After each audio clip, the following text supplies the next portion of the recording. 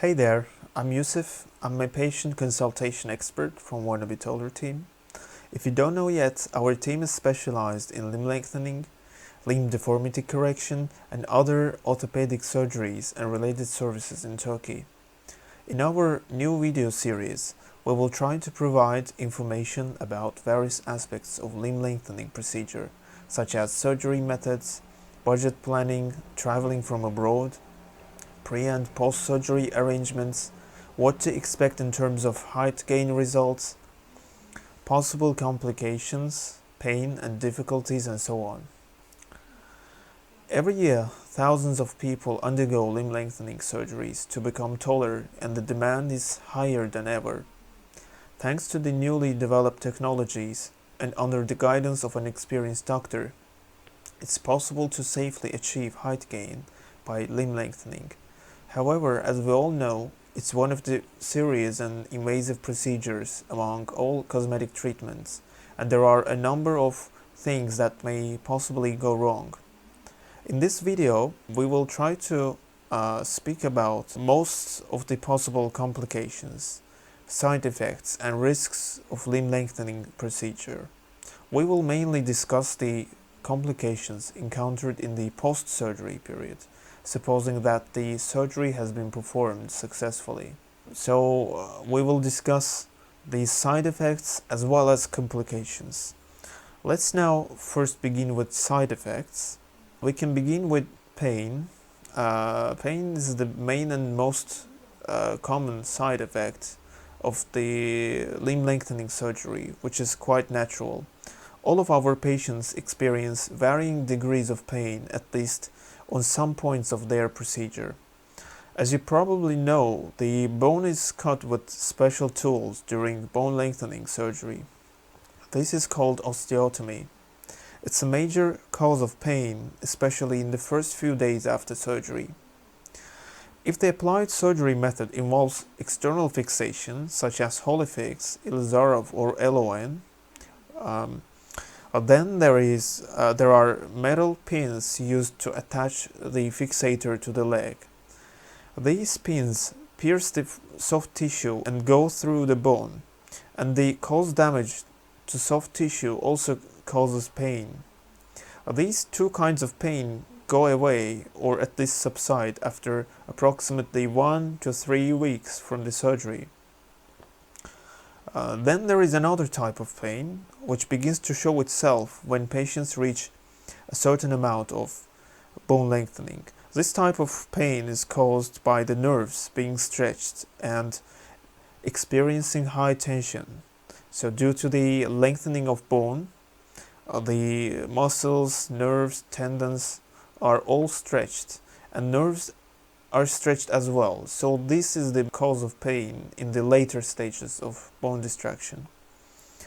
For some people it may happen when patient reaches 4 or 5 centimeters. For others it may be 6 centimeter or 7 centimeter, but it usually happens.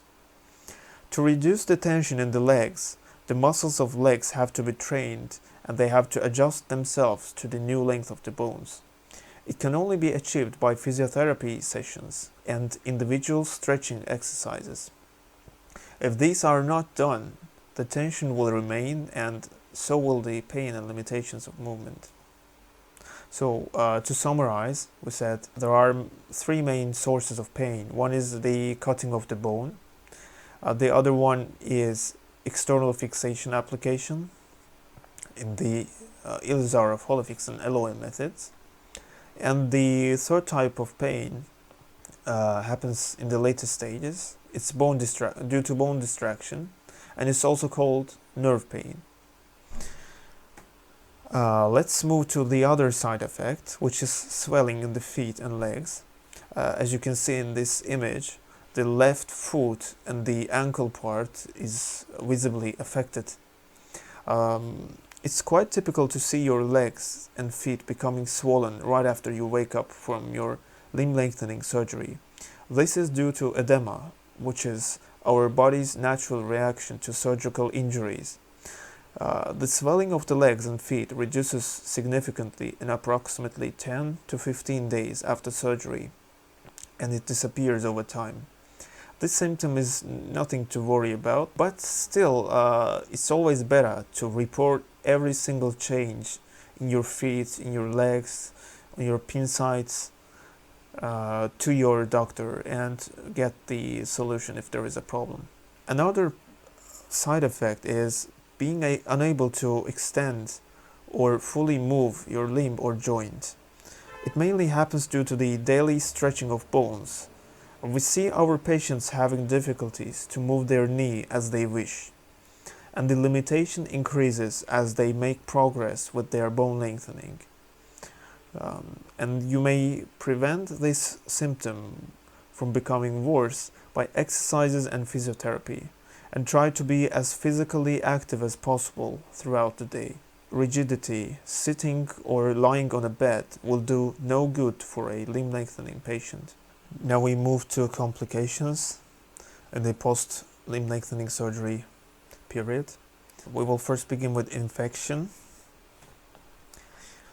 Infection is one of the possible complications when external fixation is involved. Here we are mainly speaking about methods such as Ilizarov, Holifix and LON.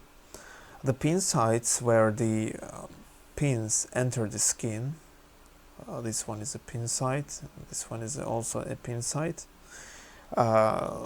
These pin sites are in form of circular openings, and these are covered with bandages treated with antiseptics right after the surgery.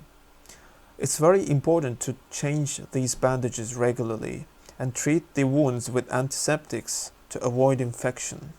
However, approximately 2 or 3 patients out of every 10 patients get infection. It's not difficult to find out that you have infection.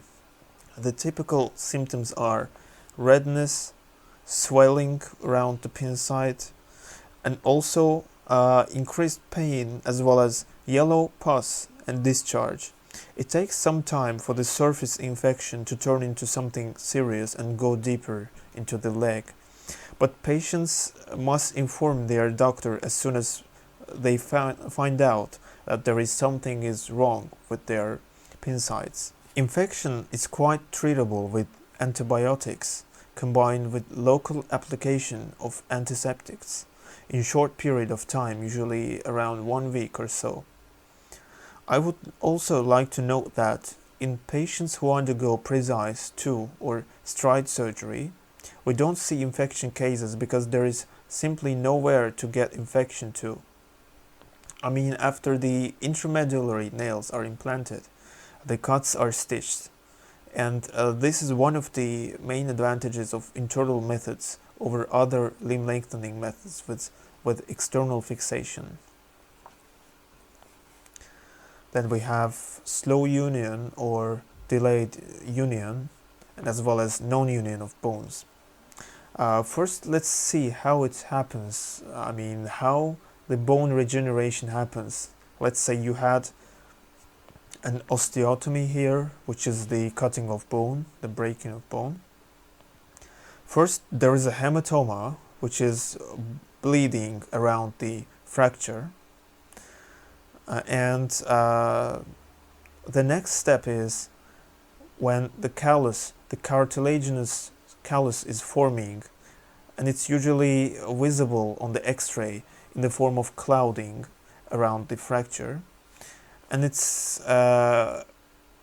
gives its way to the bony callus, which is a sponge-like tissue, and the new blood vessels begin to regenerate and form, and the blood supply is restored. And then in the final section, as you can see here, the bone is already consolidated, but the shape is a little weird. The patients may see on the X-rays of patients that the bone has consolidated, but the shape is a little irregular. It's nothing to worry about. It's really normal, and the bone restores its original shape by reducing these excessive parts, and it becomes just as healthy as a normal bone. Now, when this procedure is delayed, the bone regeneration is delayed, it's called delayed union. The possibility is higher when patient's age is higher, For example, bones of a patient in his mid-40s is more likely to consolidate more slowly than a patient in his 20s. Another significant factor which deteriorates bone consolidation speed is smoking cigarettes.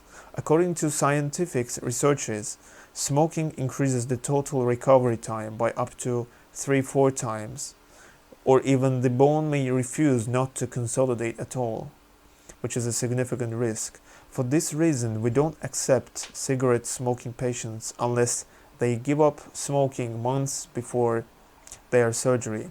There is one more factor affecting bone healing process speed, and it's the amount of bone distraction. A bone distracted by 7-8 centimeters takes more time to heal compared to a bone lengthened by 5-6 centimeters, for example. Some of the extra treatments to increase bone healing process are PRP, which is this one. PRP is platelet-rich plasma therapy, and the other one is hyperbaric oxygen therapy. If the bone is not consolidating at all, the distraction process may be reversed.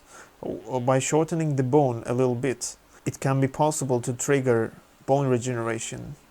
In case this doesn't help either, then with a corrective intervention, the surgeon may trim both ends of the non-uniting bone and then wait a little more for bone to heal.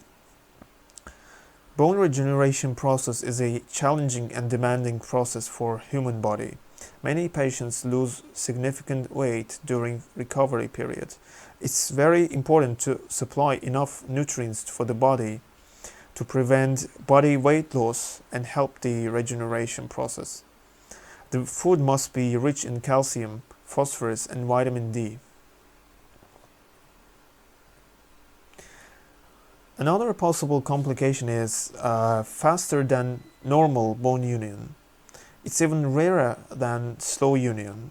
As most of us know, the optimum bone distraction rate is 1 millimeter per day for the great majority of patients. This speed is slow enough to ensure the soft tissues aren't exposed to abrupt tension increase and damage, and fast enough to prevent early consolidation of bones.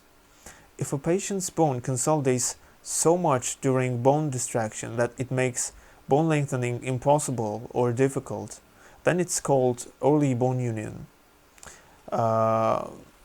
To speak in other words, the bone consolidates and becomes very hard so that the nail or external fixator is stuck and the mechanism cannot distract the bone anymore. If you feel too much resistance when turning the key or using electronic controller during your bone distraction, it's necessary to inform your doctor because your bones may have consolidated early and the nail or external fixator may get stuck and not extend further.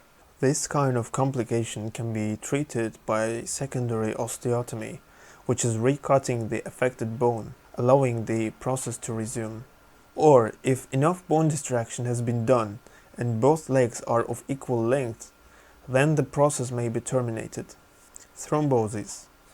This happens when the blood clots clog the veins and severely disrupt blood circulation.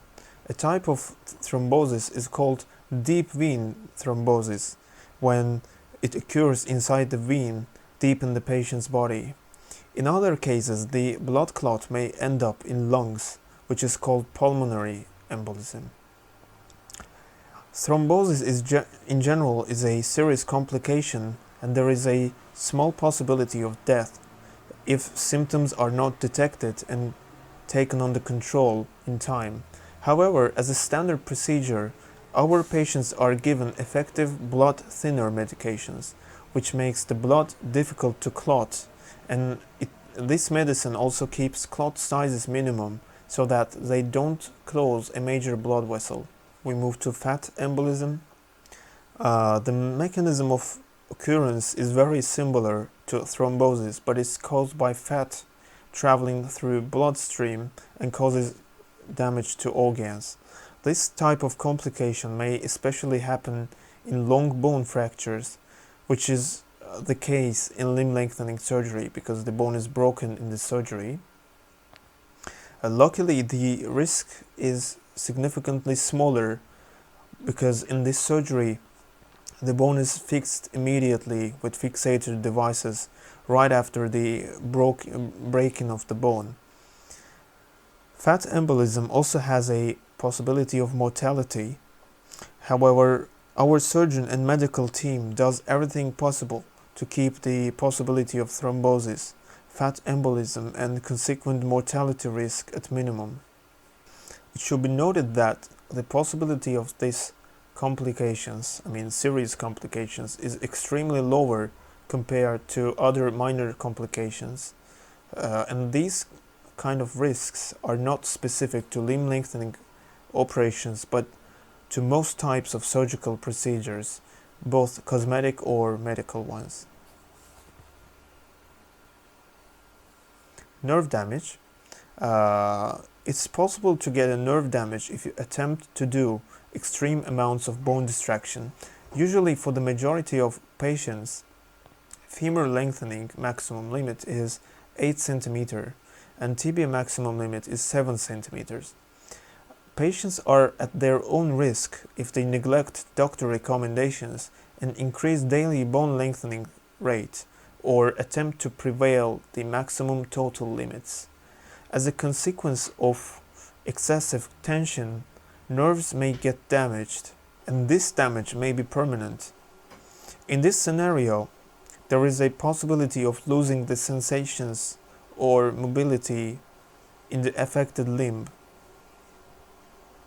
This one is one of the nerves, sural nerve. I have put just an example to better visualize. Due to the lengthening, the nerve can be exposed to the tension and it may be damaged, which will reduce the sensation at different parts of the leg. There is also a condition called drop foot, which is when you cannot lift this part of your foot and cannot have a control on the foot from the part of the ankle, and this happens due to damage to peroneal nerve. This is it for today's video. I hope it was useful. Please subscribe to our channel and watch our videos, and always feel free to contact and write to us about your recommendations and complaints and what would you like to see to be covered in our videos. Thanks for watching and take care.